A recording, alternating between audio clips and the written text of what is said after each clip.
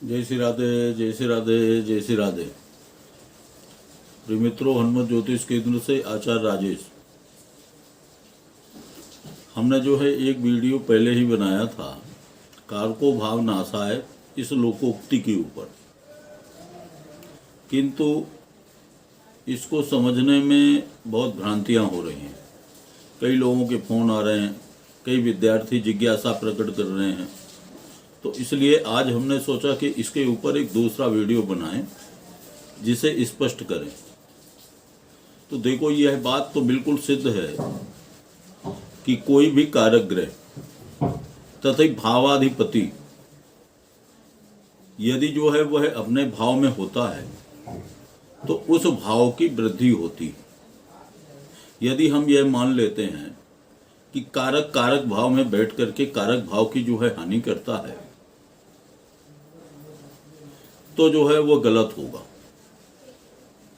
और इस बात का जो है खंडन हो जाएगा कि यो यो भावः स्वामी युतो द्रसो वा तस्य तस्यास्ति वृद्धि। अर्थात जो भाव अपने स्वामी से युत हो व दृष्ट हो तो उस भाव की जो है वह वृद्धि करते हैं।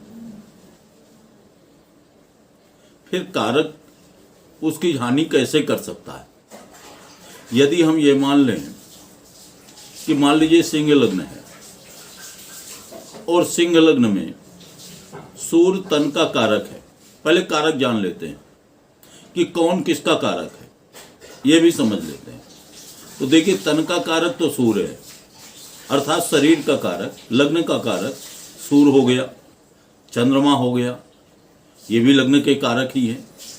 धन का कारक गुरु हो गया, छोटे भाई का कारक जो है मंगल होता है, माता का कारक चंद्रमा होता है, क्षेत्र का कारक शनि होता है, मन का कारक चंद्रमा है, विद्या बुद्धि विवेक का कारक बुध है, पुत्र का कारक गुरु है, रोग का कारक शनि है, हिंसा का कारक जो है तो मंगल है, स्त्री का कारक शुक्र है, पति का कारक गुरु है, तो पत्नी का कारक भी शुक्र है, आयु का कारक शनि है, धर्म का कारक सूर्य है, केतु है, गुरु है, पिता का कारक सूर्य है, राज्य का कारक सूर्य है,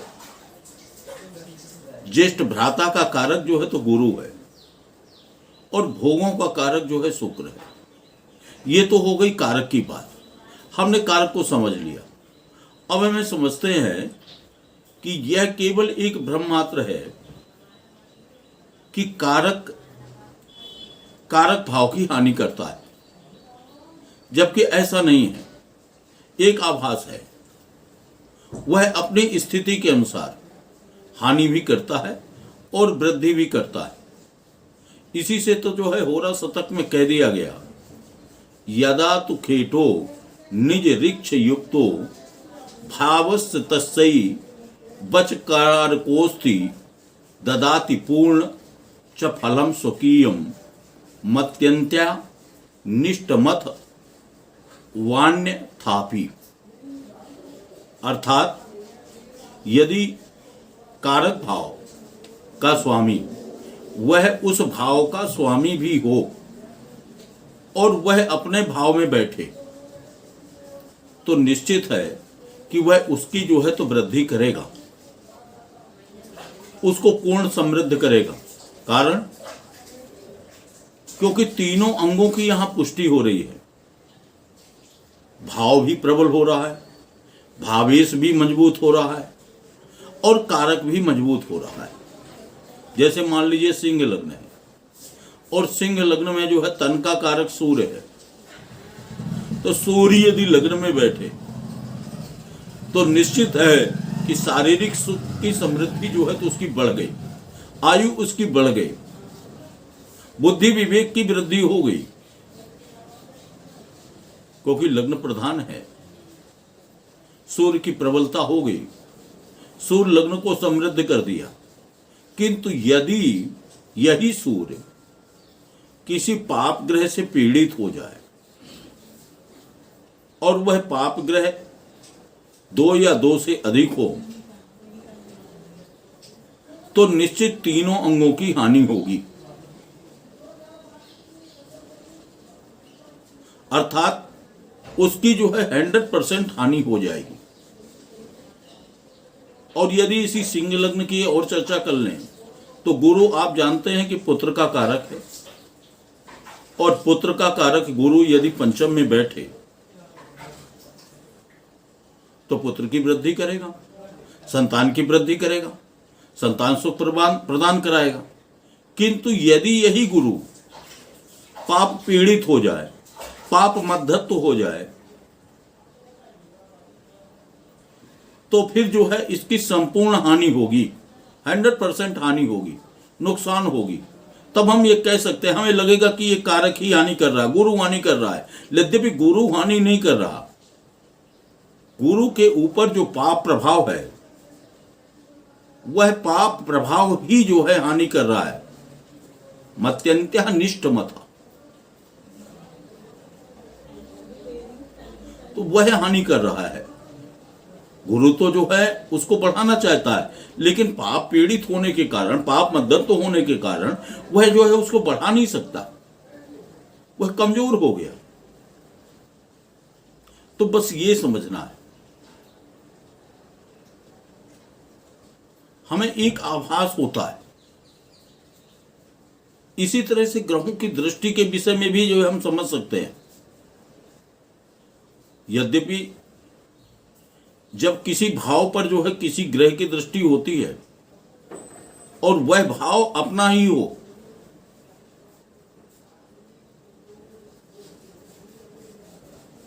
तब भी जो है उस भाव के जीवन की हानि होती है।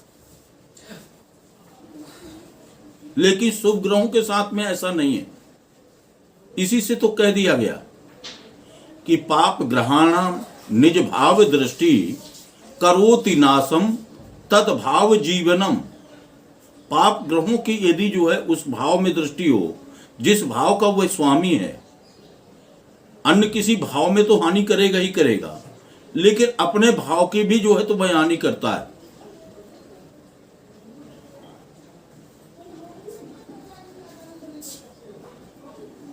तो क्या हानि करेगा? तो बोले उससे संबंधित जो जीवन होगा उसकी जो है वह हानि करेगा। जैसे मान लीजिए कि मेष लग्न में सूर्य जो है कुंभ राशि पर बैठे, अर्थात एकादश में बैठे,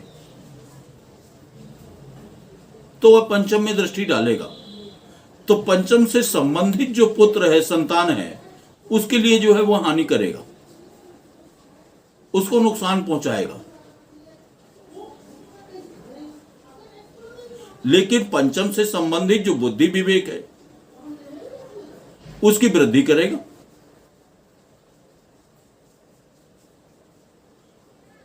तो यह देखना है कि कौन सा ग्रह कहां बैठ करके किस प्रकार से हानि प्राप्त कर रहा है, तब जो है हम उसको अच्छी तरह से समझ सकेंगे। एक और बात समझ लेते हैं। मान लीजिए जैसे भ्रातृकारक मंगल है और यह मंगल यदि तृतीय में बैठ जाए और कुंभ लग्न हो, तो निश्चित है कि जब कुंभ लग्न होगी तो मंगल मेष का बैठेगा, और मेष का मंगल जो है स्वराशि का हो गया, अपने राशि में बैठा है, उसका कारक भी है, तो भाव भी प्रबल हो गया, भावेश भी प्रबल हो गया और कारक भी प्रबल हो गया। तो निश्चित है कि भाइयों की वृद्धि होगी, भाइयों की प्राप्ति होगी।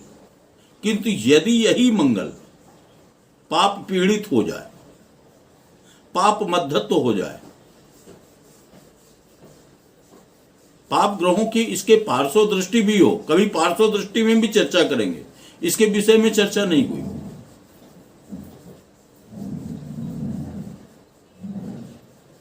दृष्टि से भी क्या प्रभाव होता है, शुभ ग्रह की दृष्टि किस तरह से प्रभावित है, पाप ग्रह की दृष्टि किस तरह से प्रभावित है, इसकी भी चर्चा करेंगे किंतु आज अभी अगर मंगल पाप मध्यस्थ हो पार्श्व दृष्टि से या स्थिति से या ग्रहों की पाप ग्रहों की दृष्टि से, तो निश्चित है कि इस मंगल की हानि होगी, तो मंगल के कारकत्व की हानि हो जाएगी। तब हमें यह ऐसा एहसास होगा कि मंगल यहां बैठ करके जो है हानि कर रहा है।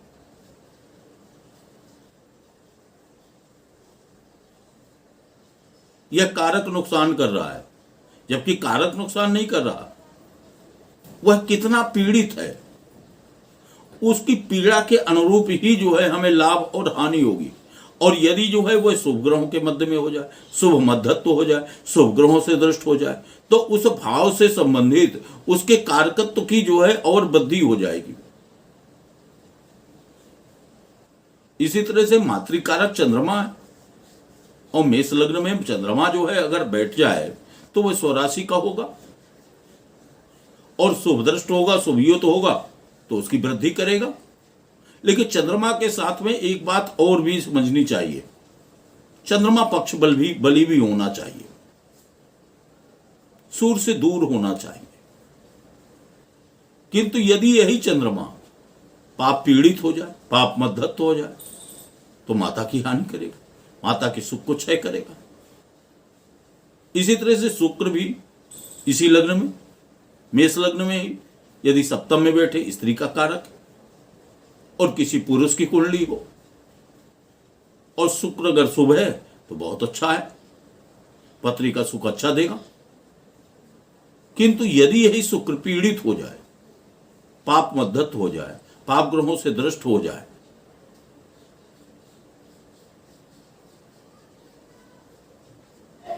तो इसको हानि पहुंचेगी। तो वह शुक्र नहीं कर रहा, बल्कि उसे अन्य ग्रहों के प्रभाव से जो है प्रभावित कैसा हो रहा है, उसके अनुरूप ही जो है फल की प्राप्ति हो रही है। तो ये हमें समझना है कि वह कारक कितना शुभता प्राप्त कर रहा है, कितनी अशुभता प्राप्त कर रहा है, उसके अनुरूप ही वह फल करेगा। कोई कारक अपने कारक भाव में नीच का हो, पाप पीड़ित हो, तब भी जो है वो उसकी हानि ही करेगी। शत्रु राशि में है तब भी हानि होगा। तो ये हमें समझना है। जब हम इसे अच्छी तरह से समझेंगे तब ये लोकोक्ति जो है हमें अच्छी तरह से समझ में आएगी कि कारको भाव नाशाय का वास्तविक जो है मतलब क्या है।